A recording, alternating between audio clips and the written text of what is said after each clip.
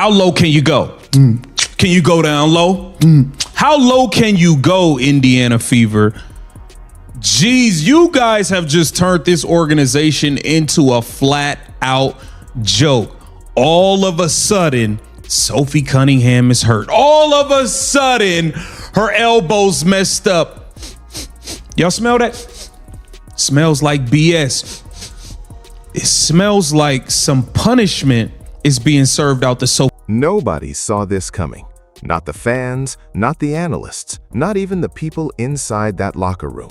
What started as a regular WNBA season has quietly turned into the most emotionally devastating internal collapse the league has ever witnessed, and the damage is spreading faster than anyone in the front office can contain it. This isn't about a bad losing streak. It isn't about a blown lead or a missed shot at the buzzer.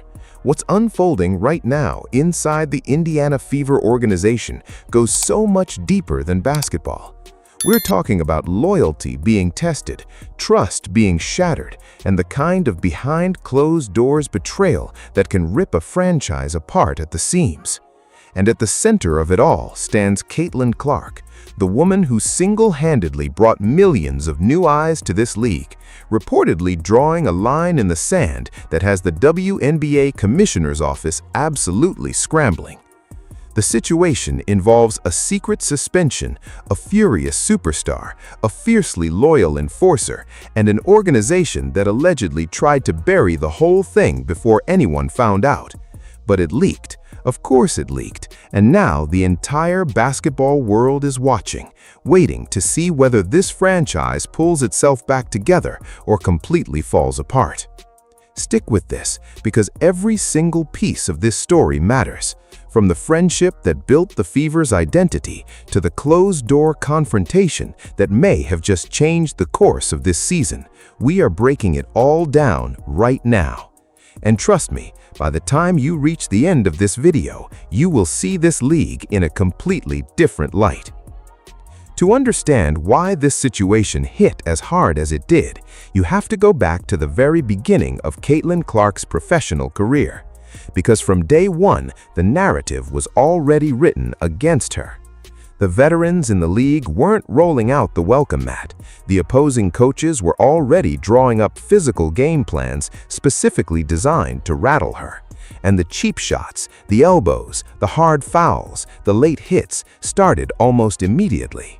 Clark was arguably the most hyped, most anticipated rookie to enter the WNBA in a generation, and that alone made her a walking target. Every team in the league wanted to prove she wasn't as special as the world said she was. Every night felt like a trial by fire. But here's the thing about Caitlin Clark. She's not the type of player who backs down. She wasn't going to let the physicality break her. What she needed, though, was someone in her corner. Not just a teammate who cheered from the bench or offered encouraging words after a hard game. She needed someone who was willing to get their hands dirty. Someone who would throw themselves between Clark and danger every single time, without hesitation, without asking for recognition, and without complaining. That person was Sophie Cunningham.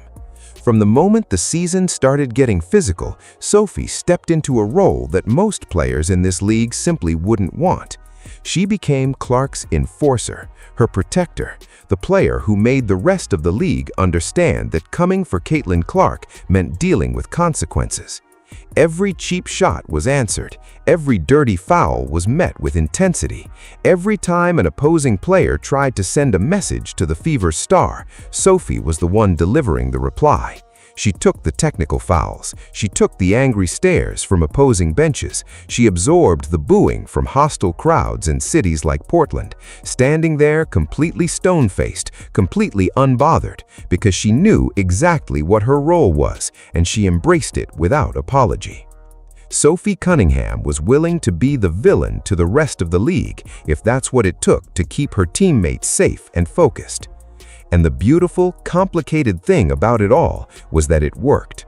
Clark was able to operate, to create, to put up the kind of numbers that were setting the league on fire, in large part because Sophie was out there making sure nobody disrupted that. It wasn't a relationship built on PR or media narratives.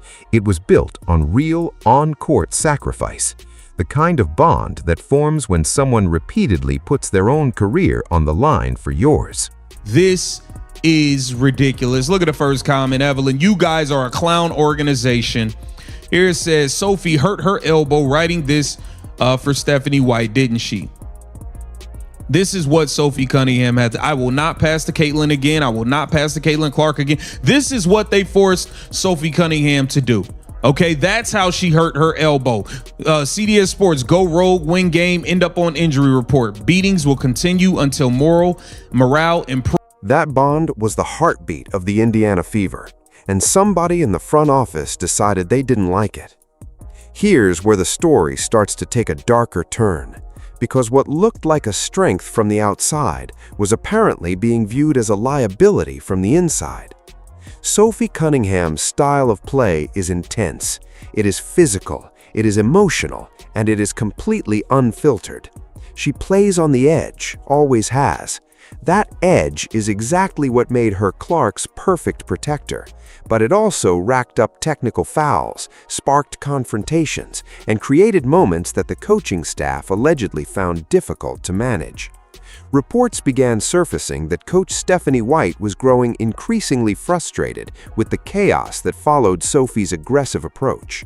The technical fouls were one thing, the unfiltered energy, the moments where Sophie seemed to be operating on pure instinct rather than within the structure of the team's system. Those were apparently becoming a real issue behind the scenes. There was also reportedly a deeper tension around the ball. Sophie, fiercely loyal to Clark, was making decisions on the court that prioritized getting the ball into Caitlin's hands, even in situations where the coaching staff apparently preferred the offense to flow elsewhere. The disconnect wasn't just stylistic. According to reports circulating online and from insiders close to the organization, it had become personal. The coaching staff felt that Sophie was essentially going rogue, operating outside the system, answering to her own sense of loyalty rather than the team's structure.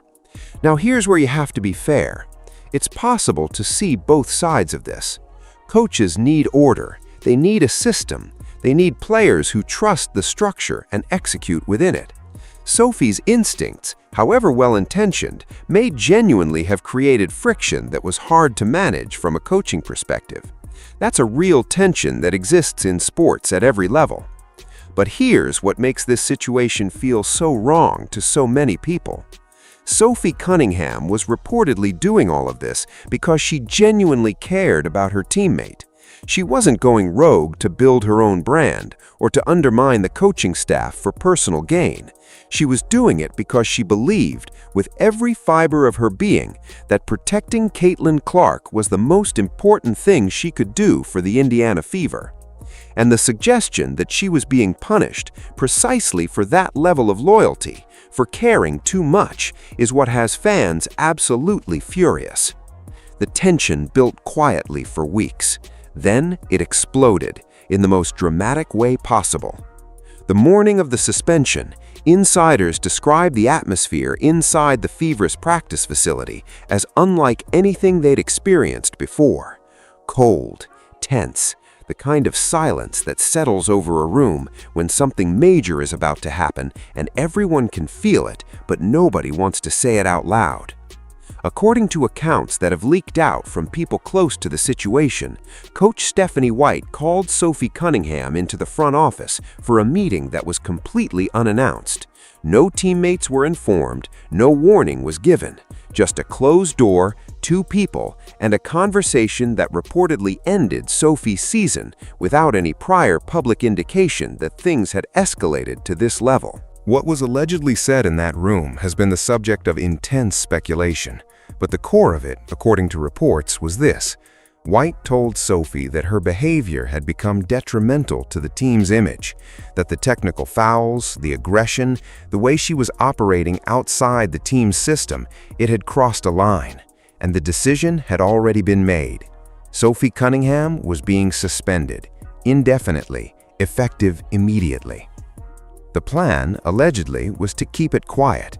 Sources suggest the intention was to frame Sophie's absence to the media as a personal matter, a way of preventing the story from blowing up publicly and drawing attention to an internal decision that the organization knew would not be popular with fans. It was, in other words, a cover-up. At least, that's how it's being characterized by the people inside the building who've been talking.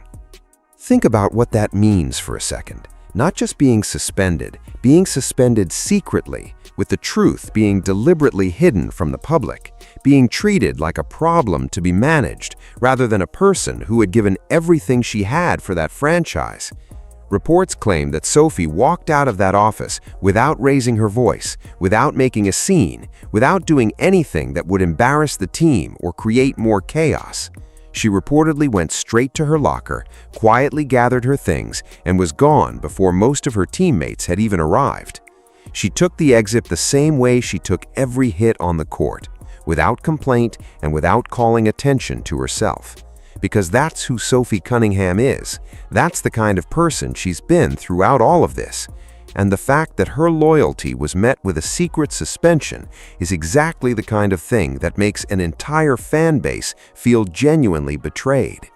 But the organization made a critical miscalculation. They forgot about Caitlin Clark. Nobody told Caitlin Clark what happened. That was either a mistake or a deliberate choice, and honestly, either option says something pretty damning about how this situation was handled.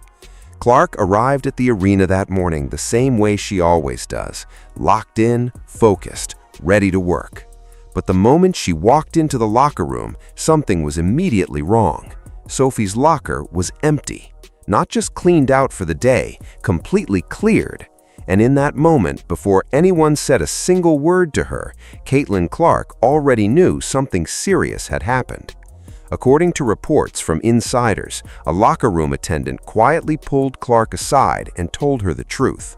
Sophie had been suspended, not for anything that happened in a game, not for a public incident, for going rogue, for caring too much, for protecting the wrong person in the wrong way at the wrong time, according to the people running the organization.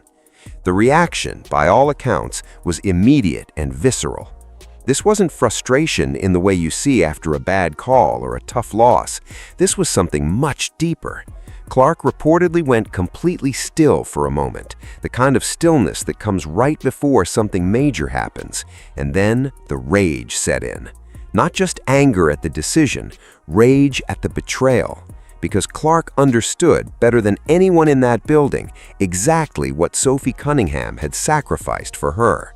Every elbow she'd absorbed, every crowd that had booed at her, every technical foul that had cost her money and playing time. Sophie had done all of that for Caitlin Clark, and she'd done it without asking for anything in return. Clark didn't put on her shoes, she didn't greet her teammates, she didn't go through her pregame routine. She walked with the fury that people in the hallway reportedly described as unlike anything they'd ever seen from her, straight toward Coach White's office. She bypassed assistant coaches, she ignored everyone who tried to slow her down, and when she reached those doors, she pushed them open, and the confrontation began. What happened next has been described by multiple sources as one of the most emotionally charged moments anyone inside that organization has ever witnessed. The hallway outside Coach White's office was not soundproof enough to contain what was happening inside it. Witnesses standing outside reportedly heard Clark's voice, passionate, explosive, completely unrestrained, delivering what can only be described as the most powerful defense of a teammate in recent sports memory. Clark was not yelling for the sake of drama. She was speaking from a place of genuine emotional devastation.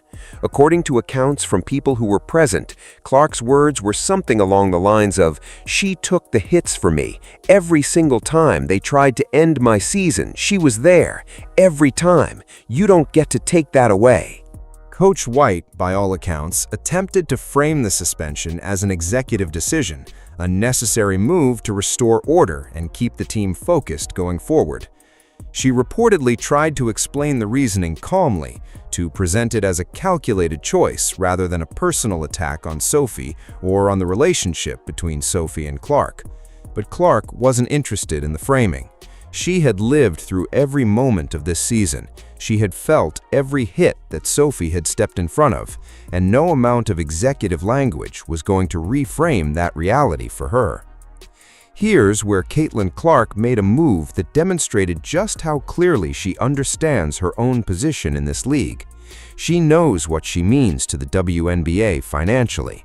She knows what the sold-out arenas look like with her name on the marquee. She knows what the television ratings look like when she's on the court. And she reportedly used all of that knowledge deliberately when she leaned forward, looked Coach White directly in the eye, and delivered the ultimatum that blew the roof off this entire situation. Bring her back, right now, or I walk out that door with her. If she goes, I go. 4 words.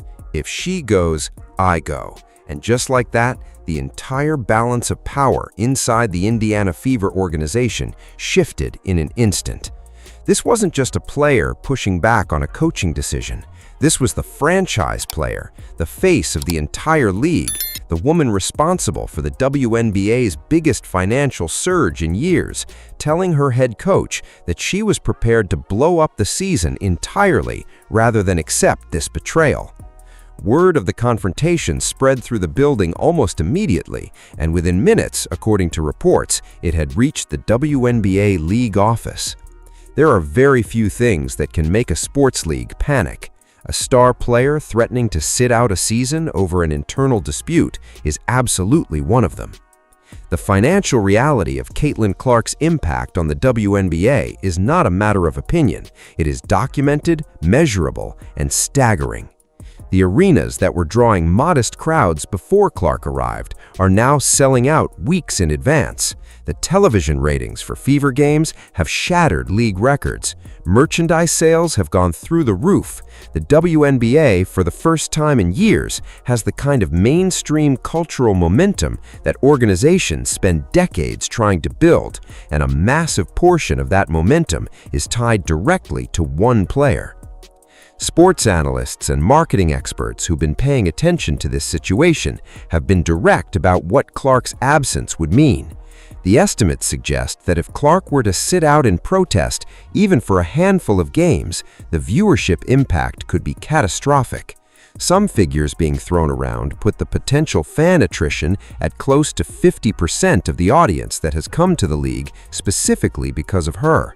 That is not a number that anyone in a front office position can hear without their stomach dropping.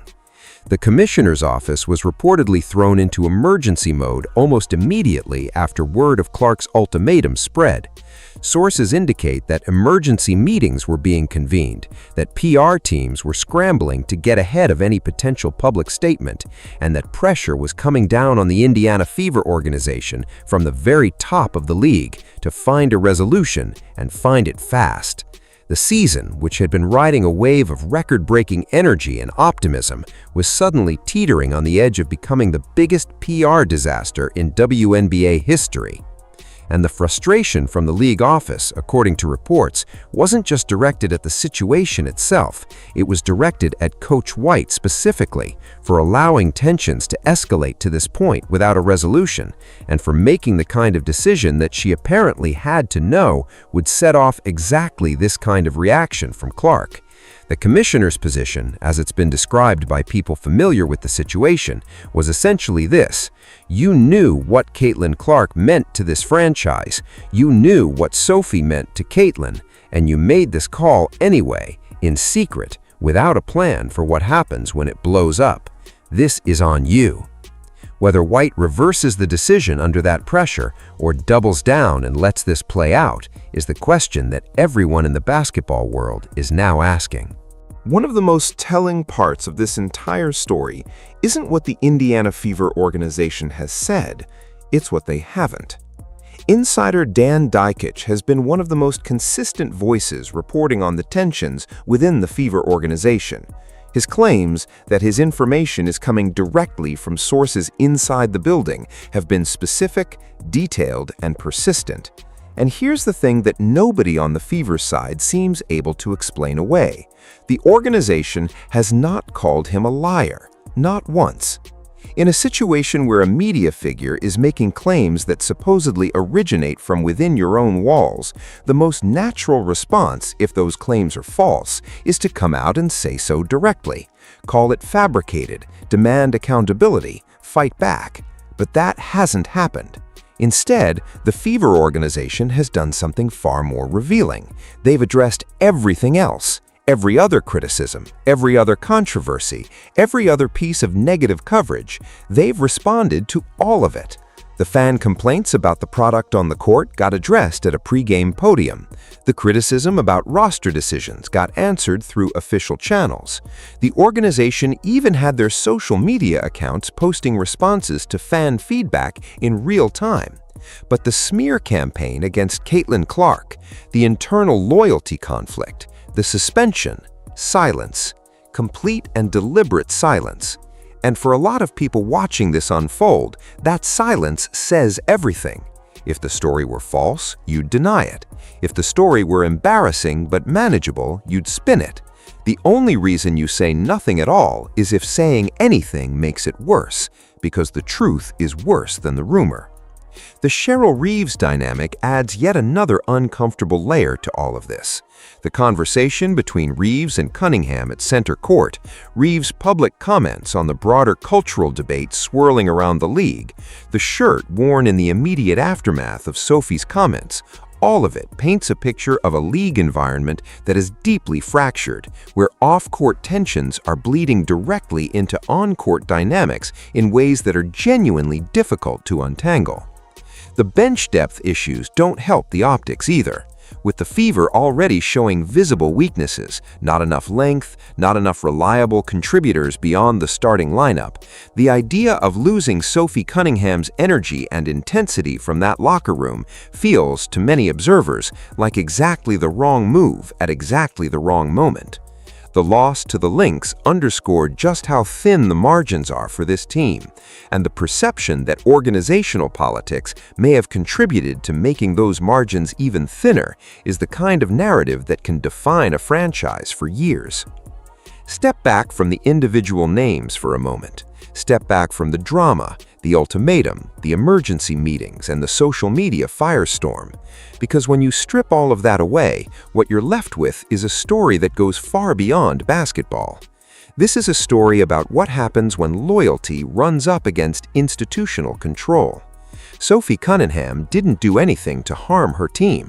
She didn't betray anyone. She didn't create problems for personal gain. By every account, she did the opposite. She sacrificed her own comfort, her own reputation, and her own peace of mind to protect the person the entire franchise was built around.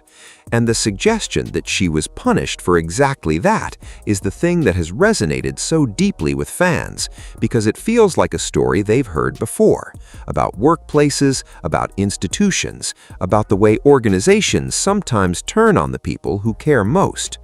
Caitlin Clark's response, the ultimatum, the fury, the willingness to risk everything to stand by someone who stood by her, has connected with people on a level that goes way past sports fandom. It's the kind of stand that people wish they saw more often, in sports and in life.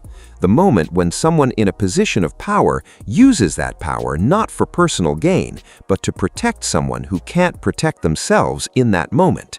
That's what "if she goes, I go" really means, and that's why it's hit as hard as it has. The WNBA is at a genuinely historic moment right now. The growth, the ratings, the cultural conversation around the league, it's all real and it's all unprecedented. But growth at this scale creates pressure, and pressure has a way of revealing exactly what an organization is made of at its core. Is the Indiana Fever an organization that protects loyalty or one that punishes it when it becomes inconvenient? Is the WNBA a league that gets out of its own way and lets the product speak for itself, or one that allows internal politics to undermine the very thing driving its success? Those questions don't have easy answers, and they're not going to be answered in a single press conference or a single reversal of a suspension. They'll be answered over time, through decisions made under pressure, through how the people running this sport respond when the stakes are real and the cameras are rolling. What we know right now is this: the Indiana Fever locker room is fractured. The coach and the franchise player are reportedly at war. The league office is scrambling, and the woman at the center of it all, Sophie Cunningham, walked out of that building quietly without making a scene, exactly the way she played the game, with dignity, with selflessness, and with the kind of quiet strength that makes you understand instantly why Caitlin Clark was willing to blow up her entire season to bring her back. The real question isn't whether Sophie gets reinstated. The real question is what kind of league the WNBA wants to be, and whether the people making these decisions understand that the answer to that question matters far more than any single game on the schedule. That's the conversation nobody in the front office wanted to have, but it's the one they're going to have to answer now, whether they're ready for it or not. So here's where we stand. A superstar walked into her coach's office and delivered an ultimatum that shook the entire league. A loyal enforcer walked out of her team's facility quietly and with her head held high. An organization is scrambling to contain a crisis that their own decisions created. And a commissioner is staring down the possibility that mishandling this moment could cost the league the very momentum it spent years trying to build. None of this had to happen. That's the part that stings the most. A coaching decision made in a closed room, reportedly without considering the emotional and institutional fallout, has turned the most exciting season in WNBA history into a story about betrayal and damage control. And the longer it stays unresolved, the more it defines the Indiana Fever, not as a team on the rise, but as an organization that couldn't manage its own success. The game of basketball is supposed to be about who wants it more, who fights harder, who sacrifices for their teammates when it counts. Sophie Cunningham answered that question every single night. The people running this organization would do well to remember that, because the fans already have. Where do you stand on this? Was Caitlin Clark right to go to war for her teammate? Did the coaching staff cross a line by handling Sophie's situation the way they reportedly did? Drop your thoughts in the comments right now, because this conversation is just getting started. Share this with every WNBA fan you know. They need to hear the full story. And subscribe so you don't miss a single update as this situation continues to develop. This one is far from over.